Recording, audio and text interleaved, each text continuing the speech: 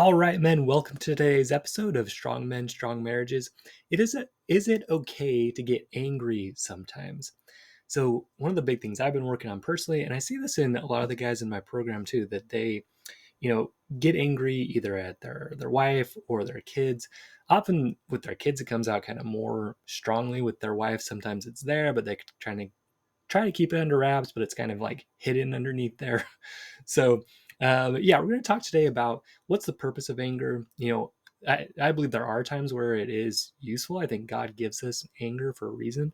And we'll talk about that today. So, my name is Mike Frazier, MD. I'm a psychiatrist and marriage coach, and I help high achieving Christian men have more intimate marriages. So, some wins for the week. Um, so, guys in the program, right? They're having better anger management with their kids. They're able to take some breaths and calm down and really direct their kids in a more calm way. One guy shared a really cool one this week about his wife and daughter were fighting about something, and that can be a tricky situation, especially if you're in this particular case it was an adult daughter. And so, do I take sides here, do I not? But he was able to just do it in a really great way where he was able to just say his experiences with the thing his wife was doing. In this case, it was about kind of like eating healthier food, and he was just able to say how, hey, like when I've eaten it, I felt better. So I was backing her up, backing his wife up in a really good way because she'd been preparing those meals. So just overall, guys are having way less conflict and more connection. Stuff that usually would have set them off. They're able to not get set off by it, right, and just turn it into a more connecting place. And there's more peace at home overall. Guys are catching times when they would usually like make things about them and just listening instead, which is leading to more mental, emotional, and sexual intimacy. And for me, it was just like a really great weekend this weekend with my wife and kids. Got to spend lots of time with them. My anger management is a lot better.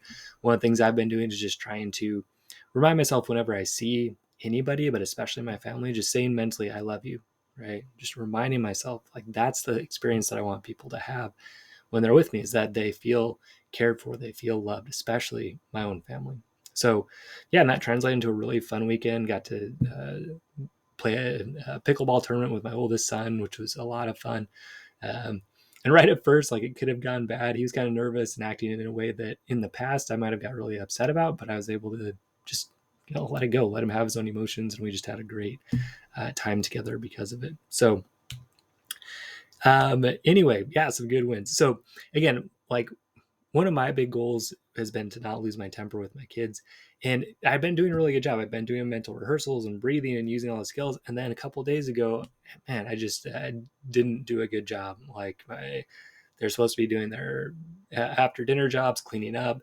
I'd asked them a bunch of times. I was kind of stressed out about some other stuff. And so one of my sons had this toy.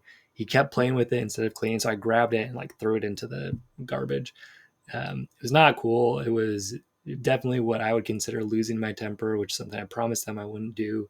And so I just felt horrible. I felt really bad about it. So, I apologized to them. I said, yeah, I didn't show that emotional control. I had agreed that I would pay whoever I lost my temper to $10 if I ever did it again. So I paid him $10. And yeah, so for a little while, I felt just like really down, especially because, with the guys in the program and, the podcast and stuff, I was like, man, I'm telling you guys, trying to set the example, and here I am failing. But, what I realized was, look, I can't go backwards, right? I can learn from this and I can move forward. So, just keep going forward with my mental rehearsals, with my planning, learning from this experience. What was it that set me off? And one of the big things, right, was just like walk away. If like, and I was trying my breathing, it just wasn't working, right? And so I just added to my mental rehearsals, look, if I'm breathing and it's not cutting it, just walk away, right? Just walk away for a little bit. It's much better to just be away for a little bit than to lose my temper, freak everybody out, all of that, right? Now, here's the thing. So in that same evening, right? So I did get mad. I throw his thing in the trash. I'm raising my voice. I'm like, get your stuff done right now. So what happened was all the kids did their stuff. They were all freaked out. They, were all scared. And so they did it, right? They did their jobs. They did it very quickly. They asked what they could do to help. They were very obedient in the moment. So we get angry because it works in the moment often, especially with younger kids, right? They get scared, right? And so they do what we're telling them to do because they're freaked out, right? Um, Even with our wife, sometimes if we get mad at our wife, sometimes she'll give in and just like do what we want to do, what we want her to do. So it's a way to use power, right? The problem is it's a short-term fix, right? You know, this kind of anger, it creates, yeah, fear in the people around you. So yeah, they might do what you tell them to do, but like long term, they're not going to want to be around you. Like overall, anger, it's not an attractive emotion, especially when it's used in this way to try to manipulate and control the people around you, right?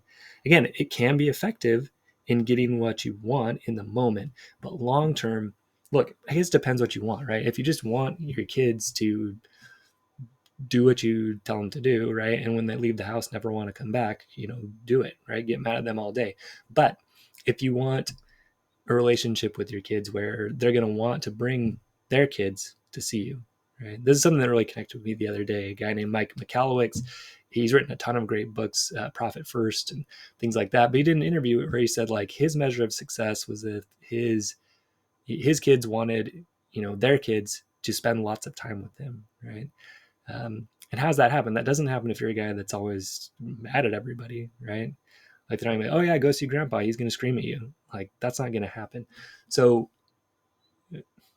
again, it depends what your goal is. But if you want to leave a great legacy of being a strong and loving guy, right, and have people want to spend time with you, because look, as your kids get older, like I'm experiencing this now. I've got, my oldest is 16. He's going to have options. He can spend time where he wants. So like it's much more effective if you become a guy that people just want to be around. And a guy that's angry all the time is not a guy that people really want to be around. Okay. So again, it just, as kids get older, it gets less effective because they're not as scared of you, right? They kind of know you can't really like physically injure them because you're going to go to jail if you do that kind of thing. So it becomes less effective to control them, right? It also inspires people to hide things from you, right? So if they know you're going to blow up, instead of like bringing to you hard things, they're going to hide it. This is with your wife or your kids, right? If your wife is just kind of struggling with something, like I use the example often that my wife had some questions about our faith, right? And she knew I was going to get mad about it, and so she didn't bring it up for a long time. Eventually she did, and it turned into a really great thing, for both of us, and helped us grow a lot. But if I wasn't so prone to getting mad, it probably would have come up a lot sooner. And with the kids too, they just hide stuff, right? Instead of telling you what's going on, they just don't tell you because they're worried about you getting mad. Okay, so you get lower connection. And overall, again, it's just an unattractive emotion. People don't want to be around someone that's angry all the time. So what is anger? So God gave us anger. It's part of who we are, right? Even Jesus himself got angry, and we'll talk about that. But so it's a high energy emotion for sure. And its purpose is to injure or defeat or destroy the things around you, right? To hurt the things around you. So like if you were out and somebody came and started like attacking your wife, right? You would want to activate anger so you could come and fight that guy, right? And get him off your wife, right? And hurt him, get him away. Or, they're attacking your kids. Again, that anger would come up, and it's protective, right? It's a protective feeling that we want to have, right? We want to fight against things that are going to damage the people that we love or ourselves, right? So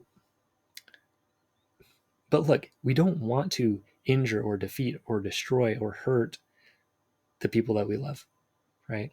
And so if our anger is directed straight at them, right? Straight at your wife, straight at your kids, we like to lie to ourselves like, no, like I'm angry, but I'm not trying to hurt you. Not true. If your anger is directed at somebody, like that emotion is designed to hurt. So don't kid yourself. If you're mad at your kid, you're mad at your wife, you are trying to hurt them. And oftentimes that's what a punishment will be. It's not actually trying to teach them anything. It's just, like payback. Oh, you did this to me. Now you're going to pay for that, right? Injury, hurt. Okay. People don't want to be around people that hurt them. So looking at Jesus as our example, right? Jesus, for sure, he did have episodes of anger in his life, right? So the money changers in the temple, he goes, he throws over, tables, he's yelling at them, you made my father's house a den of thieves. He calls the scribes and Pharisees hypocrites. He's very like in their face to them a lot. He curses the fig tree, right? So he has anger and he does come out. He does use some destructive things. The fig trees are like the only example of him like actually hurting something with his power, but he did, right? He did it to that fig tree. So again, anger, it's that high energy emotion, and the purpose is to injure or defeat or destroy something, right? So what is it that Jesus was trying to destroy? Okay, because he didn't come to destroy people, right? And even when he destroys this fig tree, right? Because it was a symbol of something. It was a symbol of, basically the Pharisees saying that they had the truth, but really they didn't. In the fig tree, it had leaves, but didn't have any fruit. So that was kind of the analogy there. But, what was Jesus trying to destroy when he tips over these tables, when he's calling the scribes and Pharisees hypocrites? He's trying to destroy evil. That's it. He's trying to destroy Satan. He's trying to destroy, uh, yeah, wickedness, right? That's what he's trying to destroy. Okay? So that, to me, is the purpose of anger. We have anger in us so we can destroy evil, so we can defeat evil in ourselves and in others, right? So the thing is, we want to start with ourselves. Okay. So, it's easy to say, like, yeah, look, when I scream at my kids to start fighting, I'm fighting evil because, they're fighting and I want them to stop. So I'm going to scream at them. I'm going to give them a spank. I'm going to do whatever, right? Because I'm fighting evil. But Jesus taught about this. He said, take the beam out of your own eye before you try to take the mote out of their eye. Look, you're older, right? You're older than your kids. You should be more emotionally mature, more emotionally developed. So if you can't control your temper, right? If you're using your anger to hurt your kids, either by scaring them or yelling at them or even physically hurting them, like with spanking or whatever, right? Um, like that's a problem. You need to fight evil in yourself first, right? Okay, you need to look at your real intentions. Are you trying to punish them? Okay, your kids fought. Are you trying to just get back at them? Are you trying to control them? Are you really only concerned about the behavior here? Do you just want the behavior to stop, right? Are you just trying to scare them into doing what you want? Or, right, or is your intention to actually teach them? Okay, to teach them something that they need to learn here. So there's a lot of different definitions of discipline. Unfortunately, a lot of times high achieving guys, we tend to go towards discipline means just like punishing, right? Making someone do things your way.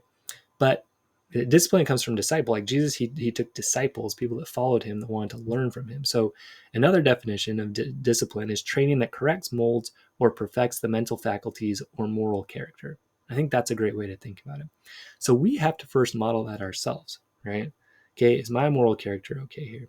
So you need to model emotional management first. Okay, so your kids are fighting.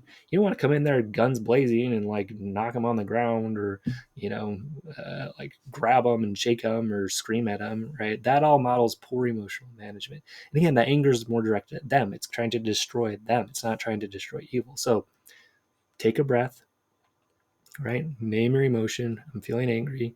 Feel it in your body. Feel it in my chest. Deal with it appropriately. Even just breathing, just remembering that one will make a big difference. That's been like my main focus and it helps a ton. Just take a few breaths, right? So when you start modeling that first, now you say, okay, like now I'm not directing my anger at them. I want to direct it at evil. What's the evil going on here, right? How can I help correct that? Okay. So, because like anger, it still is a useful emotion. Again, God gave it to us for a reason. But again, we want to direct it at evil thoughts and actions. So let's say, again, the kids are fighting, right? So you come in, okay, and you calm yourself down, you separate them, right? You want to teach them, right? You're like, hey, we can't be doing this, right? And you can still be angry, right? But be angry at the evil there. So you could say, look, like you're better than this.